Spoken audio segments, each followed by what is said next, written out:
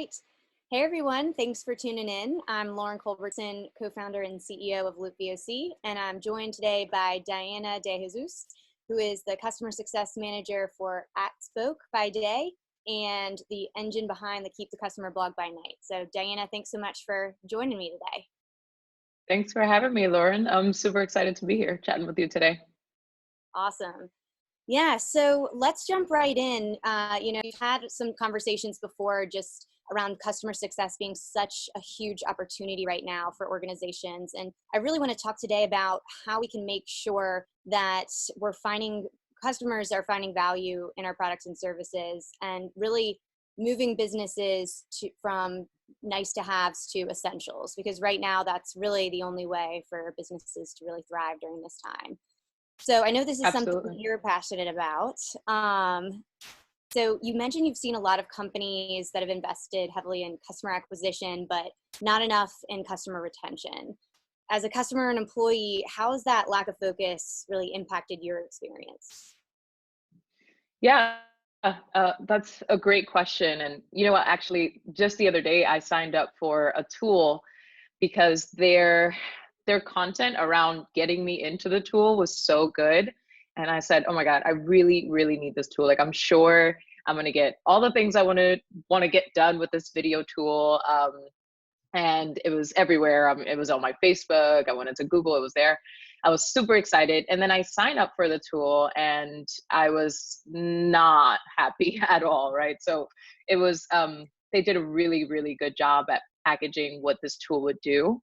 And then once I got into it, they didn't really deliver. Value wasn't matched. And I think that, it's hard to keep up with delivering the value that we promise during the acquisition phase because we are trying to stand out from the rest. But at the end of the day, once a customer gets in, it's really important for you to actually deliver on the things that you said you were going to deliver. So long story short, like I churned 2 days after I signed up for the product. That's how important it is for us to make sure that we're delivering on that value from the get. It's such a gap that companies have understanding that their brand experience is their customer experience. And Absolutely. it's so common for customer experience leaders even to treat the pre-sale as separate from the customer journey when, like, to your point, that sets the foundation for their entire experience of what they're expecting. So I mean, have you seen any companies or talked to any companies that are successfully kind of bridging this gap? Yeah, that's I would say a good company that's doing this is Drift. So and I say this as a person that quickly got into Drift to give it almost like a test run because they do a really good job at establishing their brand. But then once you get into the tool itself, even though I had more of like that tech touch experience, they were able to deliver exactly what they mentioned they were going to deliver from the beginning, right? During acquisition, making sure that, hey, look, we're going to shorten your sales cycle. You'll be able to have more conversational marketing strategy. And that was exactly what happened when I got into the tool itself. So I think that, there are some companies that are doing this very well. And to your point about like treating sales and the rest of, the customer journey separately, I think it's a big mistake because there's a lot that sales can learn from the rest of the customer journey so that they can tie that back in when they are going through these calls with prospects and making sure that, we're nailing what the actual value is going to be so that they're successful in the long run. Yeah, I love that you mentioned Drift as an example because they really are who I was thinking of too. And the funny thing about Drift is that the brand experience being the customer experience is super important to them. And they're one of the organizations that I think it's really interesting. Their head of customer experience reports into the CMO for that reason, to Wow. really make sure it's connected. And so I love that they are focusing on it internally, and that's the example you use because it's clear that it's working. Yeah, it definitely it shows as a person on the Yeah, other side. It definitely shows yeah, when they do that, when they have that alignment. yeah. I love that. Cool. So, so understanding the relationships that drive retention and how important they are in driving retention, what's your advice for teams to start doing now to refocus on really strengthening relationships and developing a deeper understanding of what customers need? Yeah. Right now, I would say that just having a pulse on what the relationship is super important. As if he's the head of customer success over at AppsFlyer, he's a really big advocate for customer relationship, and I think that he really nails it because you have to know what the relationship is like. What's the quality of this relationship, so that you know what you have to work towards. And to your point, like, it is the driving force of retention. You need to have that relationship established. So measuring would be the first thing, right? And even just looking at other customers where you have built this relationship, and what were the steps that you did to get to that point. I think we spend a lot of time trying to strategize about what to do next, and acting without really thinking about what have we done that actually worked well. So having these retros around what were some relationship drivers and how can we replicate that going forward.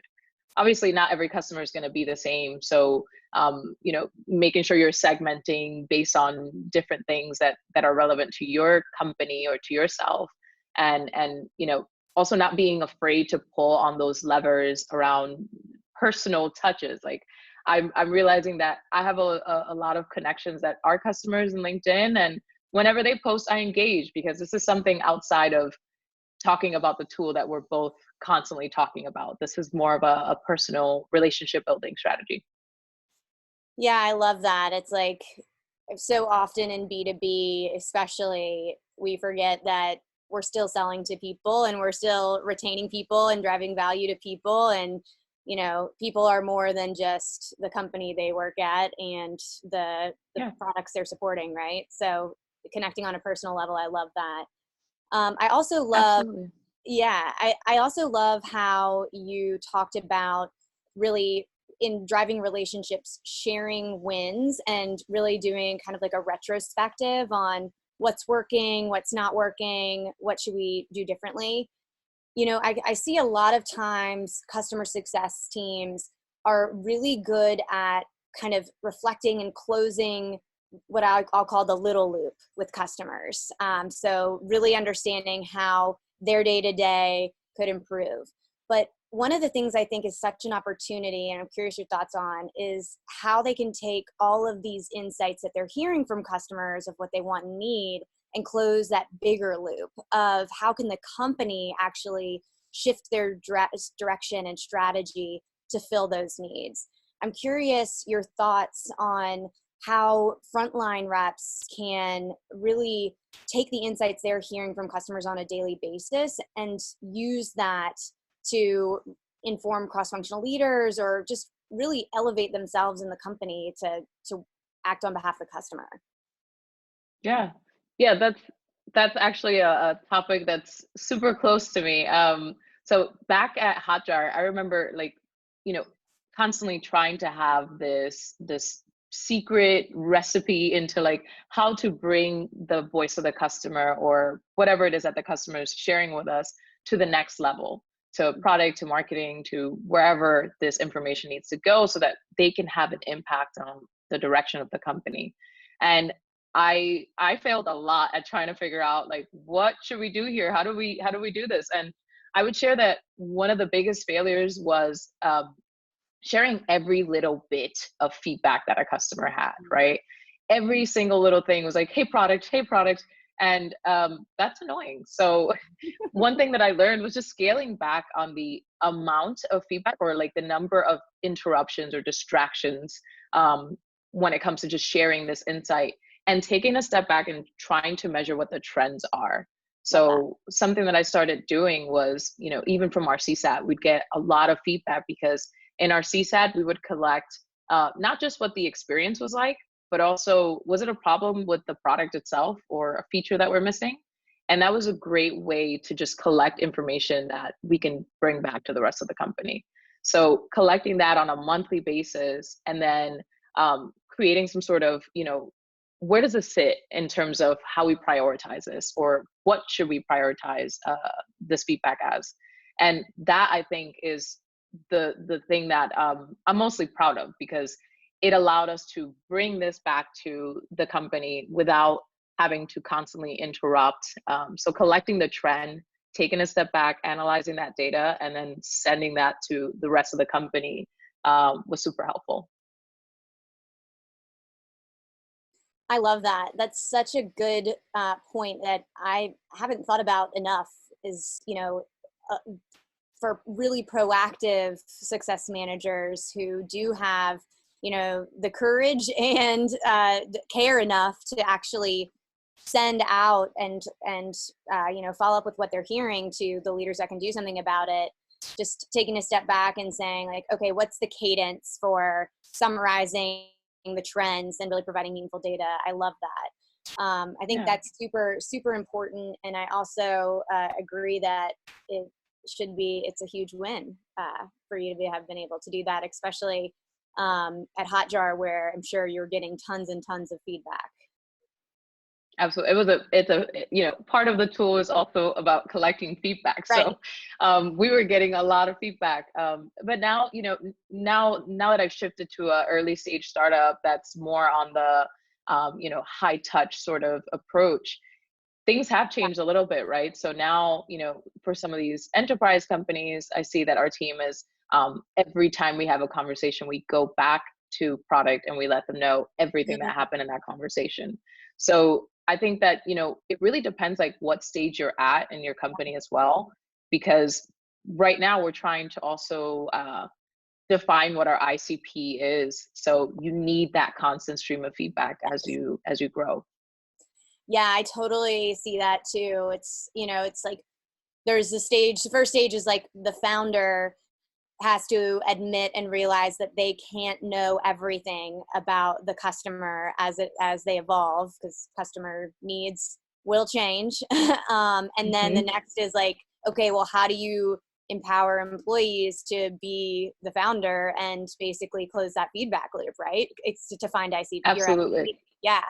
Yeah, that's super interesting. I also think to your point, like the size of customers that your company is serving. So like if you Hotjar transactional, like lots of smaller customers and then some big customers, but like if you're a company that's focusing really on a few big enterprise companies, you would definitely want to be more granular and go into like the deep Yeah. use cases. So that's a great point. I also love that you mentioned using CSAT as a way to collect product feedback as well. I have seen this be super valuable as also, and I think the hard part with feedback that comes from CSAT without asking something like that is, CSAT can elicit so many emotions. Like it's a very emotional question. And so Yeah. like if the customer is irate, they're going to tell you, but they're not necessarily going to tell you why in just that Yeah. simple format. And it often comes back that that's on the support manager or the success rep, that it's their fault. And so, and when a lot of the times it's obviously, a buildup of many, many different touch points, but being able to just identify like, hey, how did this start? Or like, why did this start? And it's obviously with the product, if you're a tech company, like if they're calling in for Yeah. support, I think it's huge to like actually make meaning out of that, right? Yeah, I totally agree. And I think that like CSAT, there's only so much you can do with CSAT after you reach a specific score. Like once you're at 95%, you're like, what else can we fix about the way that, we're handling our experience here? But Mm-hmm. throwing the ability to also use product or feature as a category for their, their, I guess the way that they're measuring the satisfaction allows you to actually be actionable with your CSAT. But Yeah. you're right; it is very emotional, even on the person that's receiving this feedback. Like I remember our teammates were like, "Oh, great! I just got this bad score, and it's not even about me." And that's the thing, like, it's not supposed to be about you, right? Yeah. The customer experience, we all own how our voice of customer comes across, or tone of voice, excuse me, how that comes across. We all own the steps that we take to troubleshoot something, but we also and we should all take credit for that. But when it comes to feature, that's like a whole company. We're all owning this. So how do we get the feedback that we need to go back to product to make an impact? And at that time, I would say we weren't really collecting NPS. So there wasn't a lot of space to actually get that feedback around the product. And Hmm. CSAT just so happened to be a good interim solution for collecting kind of this feedback around the product. Yeah, I love that. And I think, to your point, whether it's NPS or CSAT or any metric, it's really understanding the contextual drivers behind the score is Yeah. where the value comes. Yes. Um, so one of the issues that we see a lot is customer retention, and customer experience is owned by specific teams rather than owned by all teams, to what we were just talking about, really. Yeah. What kinds of problems do you see this approach creating for customers? And have you seen anything that's worked for companies to kind of break out of this mold? Yeah, so actually, I'm gonna have to quote you because I recapped one of your episodes, and I absolutely love what you were saying, which is, it can't be something that's just owned by one team. It has to be something that's driven by like a cross-functional team so that everyone feels invested and can contribute to the cause, right? Because if you have just one team caring about it, driving the program itself, then who cares what comes out of it, right? You're not invested in it. Yeah, And that's been kind of the sentiment for the rest of the companies. Um, but I think having leadership involved from the very beginning and making sure that they're bought into the concept of owning this is extremely important. So another issue I can see with just retention being owned by one particular team is, any project that would sit within retention or that would drive retention could be put on the back burner, right? If we kind of get blinded by some of these short-term goals.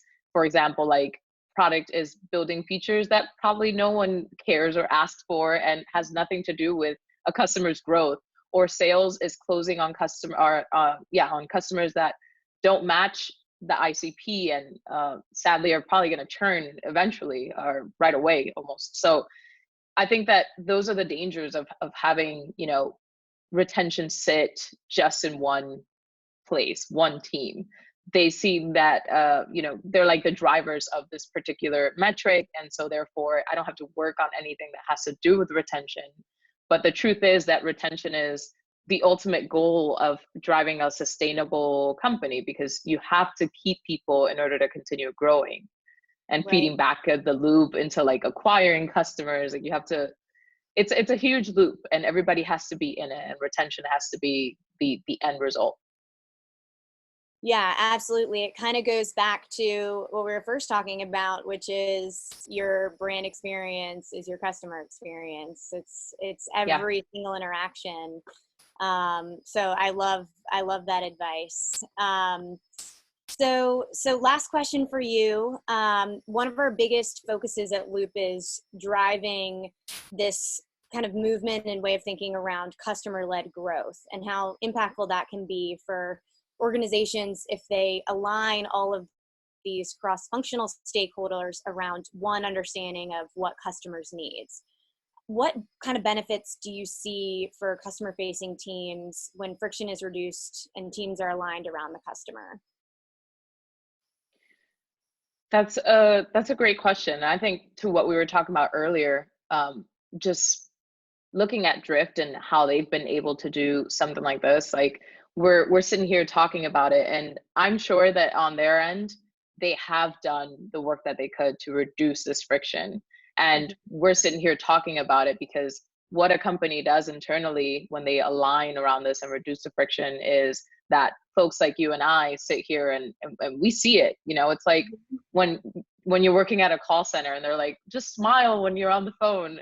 Yeah. even though the other person might not see the smile, you can sense that they're smiling, right? So Yeah. I think that what we do really shows on the other end, on the customer side.